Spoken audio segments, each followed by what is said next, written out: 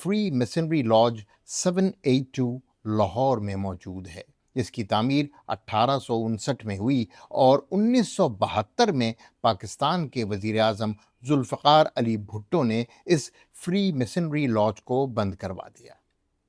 اگر ہم اس بات کو تھوڑا سا آگے چلائیں اور اگر یہ کیفیت بہت سارے ہم خیال انسانوں کے اوپر مسلط ہو جائے تو یقیناً ایک شیطانی نیٹ ورک بن جائے گا۔ فتاوی رضویہ جلد 21 صفحہ 123 122۔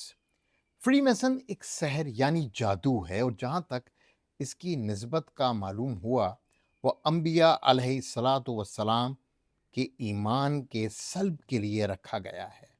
اگر میں فری میسن سے منسلک چند مشہور شخصیات کا نام لوں تو ان میں ونسٹن چرچل، بینجامن فرینکلن اور جارج واشنگٹن شامل ہیں۔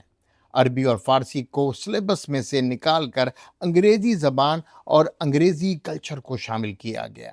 اس طرح ہندوستان کے کلچر اور ہندوستان کے تعلیمی نظام کو وہ نقصان پہنچایا گیا جس کا نتیجہ ہم آج تک بھگت رہے ہیں۔ ذہنی غلامی۔ فرشتوں پر ایمان نہ لانا، جنت اور دوزخ کے کانسیپٹ کو مجروح کر کے اسلام اور مسلمانوں کے سامنے پیش کرنا، اس کفریہ نیچریت کو سر سید احمد خان نے بڑی ڈھٹائی کے ساتھ امت کے سامنے پیش کیا تاکہ اسلامی فکر کو ہٹا کر مغربی فکر ان کے ذہنوں میں ڈالی جائے۔ مصطفیٰ جان رحمت پہ لاکھوں سلام۔ بسم اللہ الرحمن الرحیم۔ السلام علیکم ورحمۃ اللہ وبرکاتہ۔ اگر میں آپ کو ایسا متن سناؤں جو ایک عالم دین نے خفیہ تنظیموں کے بارے میں لکھا اور وہ کہے کہ یہ نظام انسان کے عقیدے اور ذہن پر نیگیٹیولی اثر انداز ہو سکتا ہے، تو کیا اس کو صرف تاریخ سمجھیں گے یا ایک بڑے سوال کا آغاز؟ اعلیٰ حضرت امام احمد رضا خان رحمۃ اللہ علیہ نے اپنی کتاب فتاوی رضویہ میں فری میسنری کے بارے میں شدید تنبیہات لکھی ہیں۔ فتاوی رضویہ جلد 21 صفحہ نمبر 122 123۔ فری میسن ایک سحر ہے، ایک جادو، اور جہاں تک اس کی نسبت کا معلوم ہوا وہ انبیاء علیہ الصلاۃ والسلام کے ایمان کے سلب کے لیے رکھا گیا ہے۔ معاذ اللہ، جو اس کے اثر کا معمول ہو جاتا ہے بظاہر وہ اپنے دین جس پر وہ پہلے تھا زیادہ مستقیم ہو جاتا ہے، اور باطن میں تمام انبیاء علیہ الصلاۃ والسلام سے انکار کرتا ہے، اور جسے رتوند آئے رحمان کے ذکر سے ہم اس پر ایک شیطان تعینات کریں، وہ اس کا ساتھی رہے۔ رتوند کا مطلب واضح کرتا چلوں، قرآن پاک سے اس طرح اندھا بن جائے کہ نہ اس کی ہدایتوں کو دیکھے نہ اس سے فائدے اٹھائے، تو یوں ایسے آدمی کے ساتھ ایک شیطان اعلانیہ رہتا ہے جسے وہ دیکھتا ہے، اس سے باتیں کرتا ہے اور اسے وہ یہ راز ظاہر کرنے سے ہر وقت منع بھی کرتا ہے۔ یہی سبب ہے کہ اگر فری میسن شہر کے کنارے سے گزرے تو دوسرے کو جو شہر کے دوسرے کنارے پر ہے اطلاع ہو جاتی ہے۔ ایک کا شیطان دوسرے کے شیطان کو اطلاع کر دیتا ہے۔ اعلیٰ حضرت امام احمد رضا خان رحمۃ اللہ علیہ نے اس فتوے میں قرآن کریم کی 3 آیات اور ایک حدیث قدسی کو لاجیکلی کنیکٹ کیا۔ سورہ ناس آیت نمبر 5، شیطان انسان کے دل میں وسوسے ڈالتا ہے، یہی باطن میں انبیاء علیہ الصلاۃ والسلام سے انکار کی طرف اشارہ ہے جس کا ذکر فتوے میں ہے، اور جسے رتوند آئے رحمان کے ذکر سے ہم اس پر ایک شیطان تعینات کریں، وہ اس کا ساتھی رہے۔ سورہ انعام۔ اور اسی طرح ہم نے ہر نبی کے دشمن کیے ہیں آدمیوں اور جنوں میں کہ شیطانوں کے ان میں ایک دوسرے پر خفیہ ڈالتا ہے۔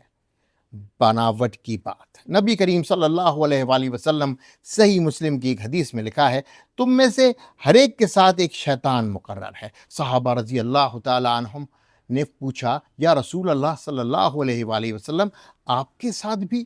فرمایا ہاں، اللہ نے اس پر میری مدد فرمائی۔ تو وہ مسلمان ہو گیا۔ اس حدیث سے شیطان کے ساتھ رہنے کا تصور واضح ہو جاتا ہے۔ اعلیٰ حضرت فرماتے ہیں کہ یہ شیطانی عمل انسانوں کے تھرو پھیلتا ہے۔ جو اللہ تعالیٰ سے دور ہو جاتا ہے وہ پھر اس شیطان کے زیر اثر آ جاتا ہے۔ اگر ہم اس بات کو تھوڑا سا آگے چلائیں اور اگر یہ کیفیت بہت سارے ہم خیال انسانوں کے اوپر مسلط ہو جائے تو یقیناً ایک شیطانی نیٹ ورک بن جائے گا۔ اعلیٰ حضرت کے نزدیک کچھ خفیہ نظام، غیر ظاہر حلف اور مذہبی عقائد سے متصادم نظریات انسان کے ایمان پر اثر ڈال سکتے ہیں۔ یہ ایک تھیولوجیکل وارننگ ضرور تھی، مگر اس نیٹ ورک نے آگے چل کر اس شیطانی عمل کو گلوبل پولیٹیکل میپ میں بدل دیا۔ اب سوال یہ ہے، فری میسنری کیا ہے؟ تھوڑا سا ریسرچ کیا تو پتہ چلا کہ ایک فری میسنری لاج نمبر 782 لاہور میں موجود ہے، جس کی تعمیر 1859 میں ہوئی اور 1972 میں پاکستان کے وزیر اعظم ذوالفقار علی بھٹو نے اس فری میسنری لاج کو بند کروا دیا، کیونکہ علماء کی طرف سے اس فری میسنری لاج میں اسلام اور پاکستان کے خلاف ایکٹیویٹیز کی جاتی تھی۔ پھر میں نے جاننے کی کوشش کی کہ آخر لاج کیا ہوتا ہے۔ لاج ایک میٹنگ کی جگہ، ایک آرگنائزیشنل یونٹ کو کہتے ہیں جہاں ممبر سیکرٹ ریچولز اور ڈسکشنز کرتے ہیں، رات کی تاریکی میں، پردوں کے پیچھے۔ سورہ نساء آیت نمبر 108، لوگوں سے چھپتے ہیں اور اللہ سے نہیں چھپتے، اور اللہ ان کے پاس ہے جب راتوں کو وہ باتوں کا مشورہ کرتے ہیں جو اسے پسند نہیں۔ یہ وہ باتیں ہیں جس سے جڑی ہیں ایک بھیانک تاریخ۔ 1600 عیسوی میں برطانیہ میں ماڈرن فری میسنری اسٹرکچر ہوا۔ 1717 میں لندن میں پہلی گرینڈ لاج قائم ہوئی۔ اگر میں فری میسن سے منسلک چند مشہور شخصیات کا نام لوں تو ان میں ونسٹن چرچل، بینجامن فرینکلن اور جارج واشنگٹن شامل ہیں۔ بینجامن فرینکلن امریکہ کے فاؤنڈنگ فادرز مانے جاتے ہیں اور ونسٹن چرچل برطانیہ کا وزیر اعظم تھا اور جارج واشنگٹن امریکہ کا پہلا صدر۔ اس کے علاوہ بہت سی ایسی شخصیات ہیں جن کا ذکر میں آگے کروں گا اور جن کا تعلق فری میسنز سے رہا۔ یہ تینوں حضرات جن کا میں نے ذکر کیا یہ سرٹیفائیڈ فری میسنز تھے۔ فری میسنز کا پھیلاؤ ایک تاریخی حقیقت ہے۔ 17ویں صدی میں فرانس اور برطانیہ میں اپنے پنجے گاڑنے کے بعد یہ نظام اٹلانٹک پار کرتا ہے، اور جیسا کہ میں نے بتایا کہ امریکہ کے فاؤنڈنگ فادرز میں سے بعض لوگ فری میسنز تھے۔ یہاں یہ تاریخی حقیقت بتانا بھی بہت ضروری ہے کہ free masonry British colonial officers کے تھرو برٹش کالونیوں میں بھی پھیلی، جس میں بر صغیر شامل ہے، اور شاید یہی وجہ تھی کہ اعلیٰ حضرت نے اس کا ڈائریکٹ ایفیکٹ محسوس کیا اور پھر اس خطرے سے امت کو بر وقت آگاہ بھی کیا اپنے فتوے سے۔ ظاہری طور پر یہ ایک سوشل فلسفیکل نیٹ ورک تھا، لیکن در حقیقت ایک گلوبل گورنمنٹ نیٹ ورک جس کو ہم آج کل انٹرنیشنل اسٹیبلشمنٹ کہتے ہیں۔ ڈاٹس کو جوڑتے رہیے۔ فری میسنز کی تاریخ کو سمجھنے کے لیے ہمیں تاریخ کا اس سے بھی پرانا ورق پڑھنا ہوگا۔ ٹیمپلرز کا نام جیسے ہی ذہن میں آتا ہے ہم فکری طور پر فوراً یروشلم پہنچ جاتے ہیں۔ نائٹ ٹیمپلرز قرون وسطیٰ کی عیسائی فوجی اور مذہبی تنظیم تھی جو تقریباً 1119 عیسوی کے آس پاس پہلی صلیبی جنگ کے بعد یروشلم میں قائم ہوئی۔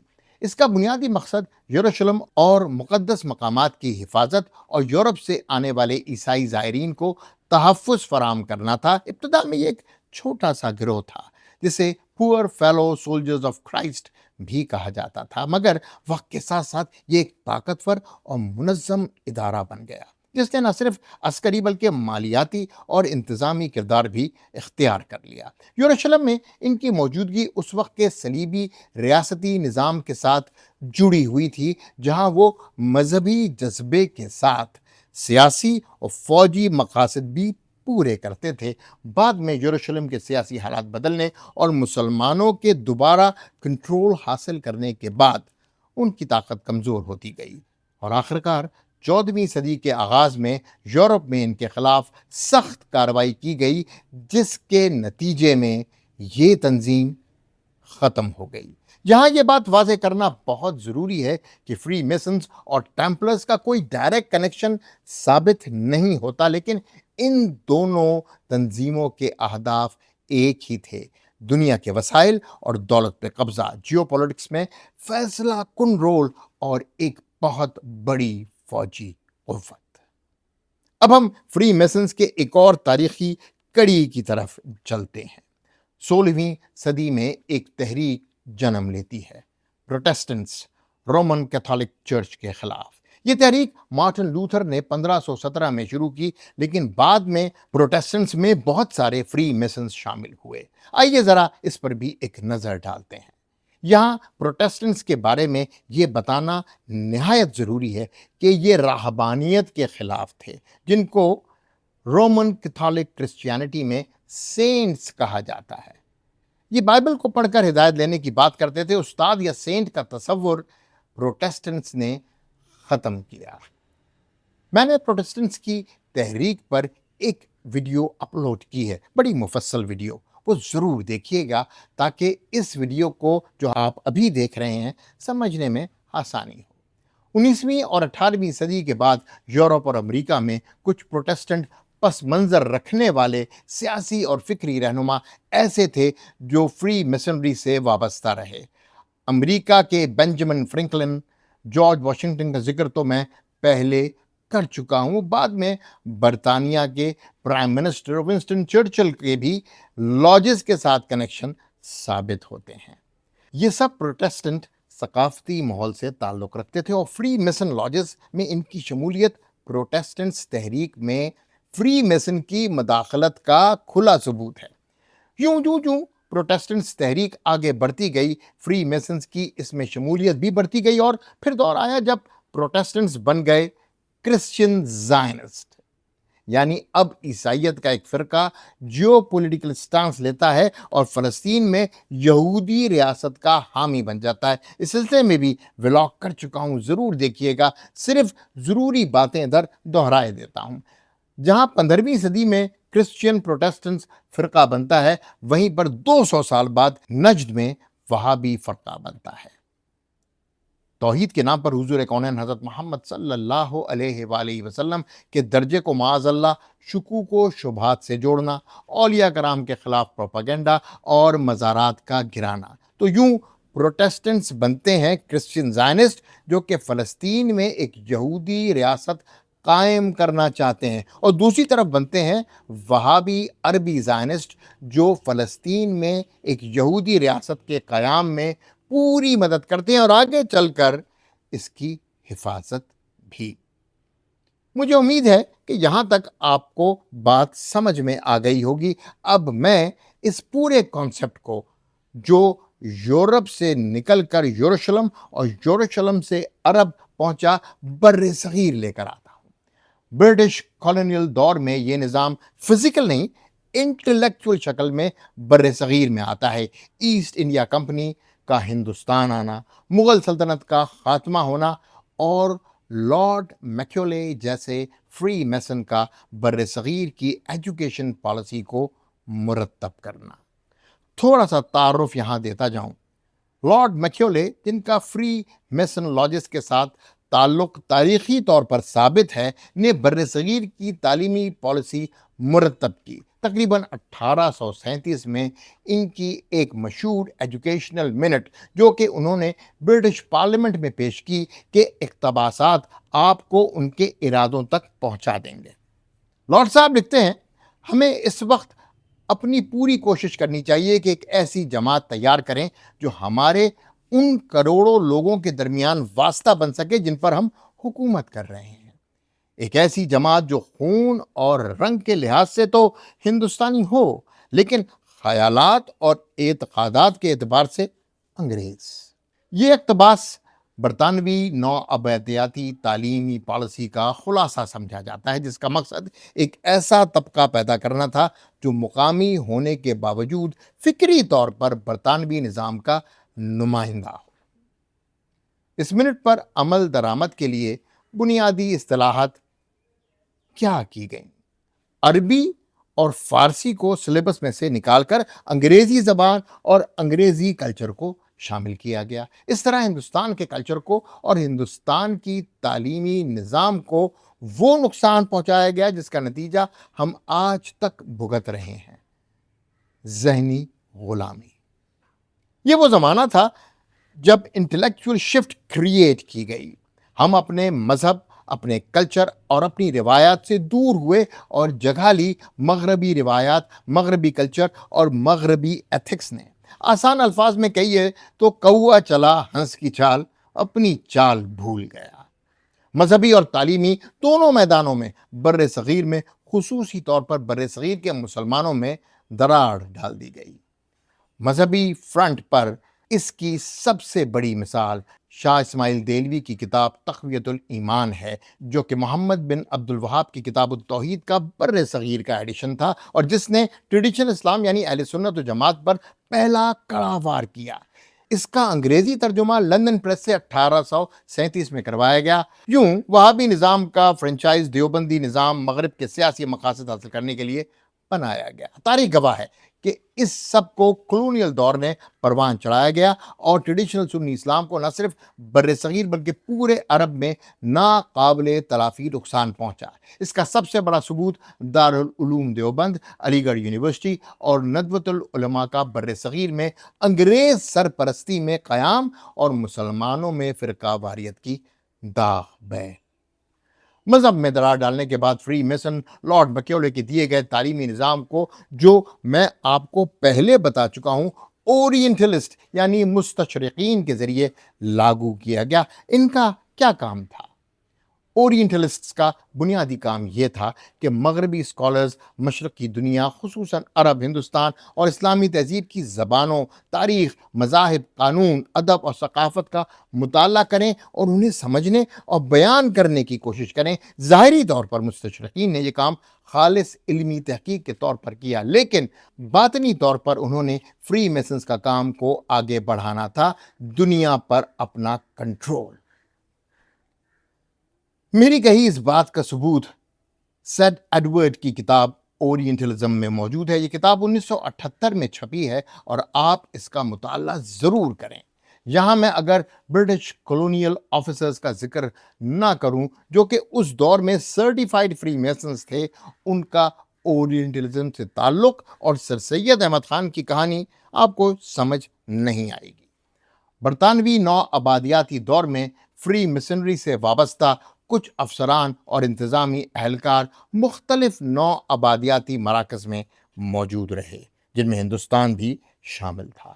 یہ افسران عام طور پر برطانوی سول سروس، فوج یا انتظامی ڈھانچے کا حصہ ہوتے تھے اور فری میسنری کو ایک سماجی اور بردرہڈ نیٹ ورک کے طور پر استعمال بھی کرتے تھے، جہاں وہ باہمی تعلقات، اعتماد اور پیشہ روانہ روابط قائم کرتے تھے۔ نو آبادیاتی نظام میں چونکہ برطانوی افسران مختلف خطوں میں پھیلے ہوئے تھے، اس لیے ایسے نیٹ ورک نے غیر رسمی طور پر ان کے درمیان رابطے اور سماجی ہم آہنگی کو مضبوط کیا۔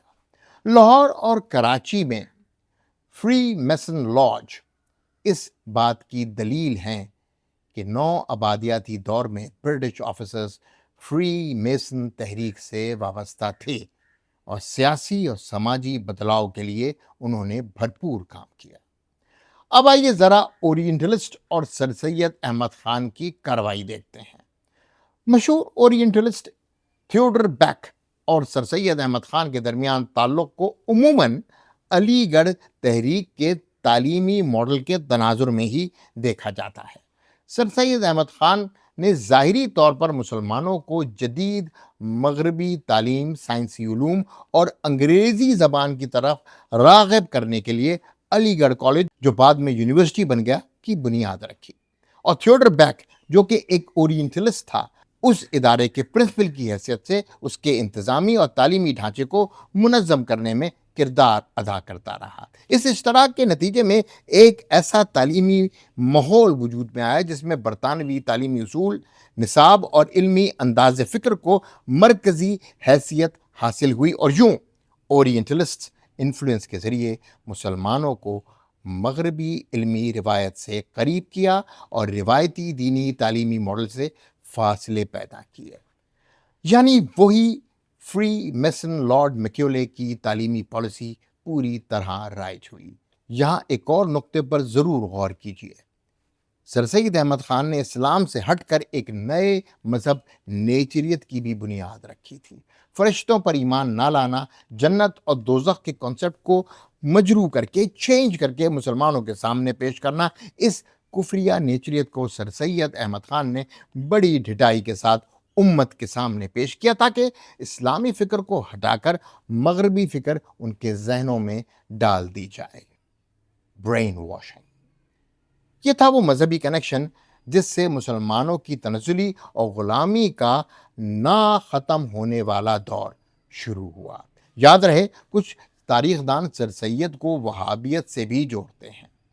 1900 سے 1947 کے برطانوی دور میں فری میسنری ایک با اثر سماجی نیٹ ورک کے طور پر موجود تھا، جس سے برطانوی اشرافیہ کے بعض افراد کسی نہ کسی حد تک وابستہ رہے۔ لارڈ ماؤنٹ بیٹن اور سرل ریڈ کلف کو براہ راست فری میسنری یا اس کی کسی مخصوص آئیڈیالوجی کے ساتھ جوڑنے کے لیے واضح اور مستند شواہد موجود نہیں۔ اس لیے ایک محتاط اور علمی نقطہ نظر یہی ہے کہ ان شخصیات کے کردار اور فیصلوں کو نو آبادیاتی پالیسی، سیاسی مفادات اور تاریخی حالات کے تناظر میں سمجھا جائے، جو کہ یقیناً فری میسن سے مماثلت رکھتے تھے۔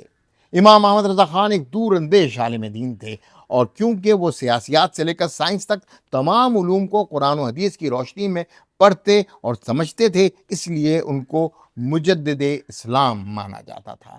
نبی کریم صلی اللہ علیہ وآلہ وسلم نے فرمایا کہ اللہ تعالیٰ ارشاد فرماتا ہے، اور میرا بندہ نوافل کے ذریعے مسلسل میرا قرب حاصل کرتا رہتا ہے، یہاں تک کہ میں اس سے محبت کرنے لگتا ہوں۔ پھر جب میں اس سے محبت کرتا ہوں تو میں اس کا کان بن جاتا ہوں جس سے وہ سنتا ہے، اس کی آنکھ بن جاتا ہوں جس سے وہ دیکھتا ہے، اس کا ہاتھ بن جاتا ہوں جس سے وہ پکڑتا ہے، اور اس کا پاؤں بن جاتا ہوں جس سے وہ چلتا ہے۔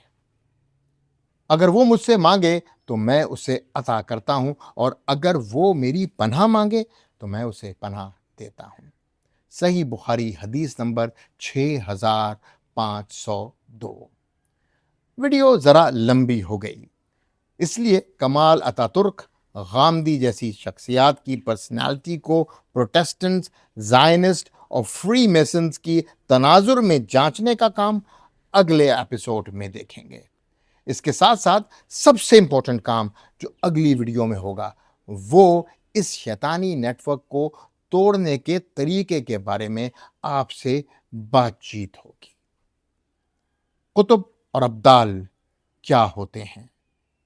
یہ اولیاء اللہ کا وہ سلسلہ ہیں جو اس سحر کو توڑتے ہیں اور اللہ اور اس کے رسول حضرت محمد صلی اللہ علیہ وآلہ وسلم کے نظام کو قائم کرنے میں اپنا کردار ادا کرتے ہیں۔ اس کے ساتھ ساتھ اس وقت کی پاور ڈائنامک چینج اور اس کے اثرات پر بھی غور و خوض کریں گے تاکہ مسلمانوں کے مستقبل کو تاریخ میں کی گئی غلطیوں سے پاک کیا جا سکے۔ ٹیمپلرز سے پروٹیسٹنٹس، سے فری میسن سے وہابیت، سے دیوبندیت اور کلونیل دور کی یہ شیطانی داستان ابھی جاری ہے۔ انسنی باتیں، جواد رضا خان۔ مصطفیٰ جان رحمت پہ لاکھوں سلام، مصطفیٰ جان رحمت پہ لاکھوں سلام، مصطفیٰ جان رحمت پہ لاکھوں سلام، مصطفیٰ جان رحمت پہ لاکھوں سلام۔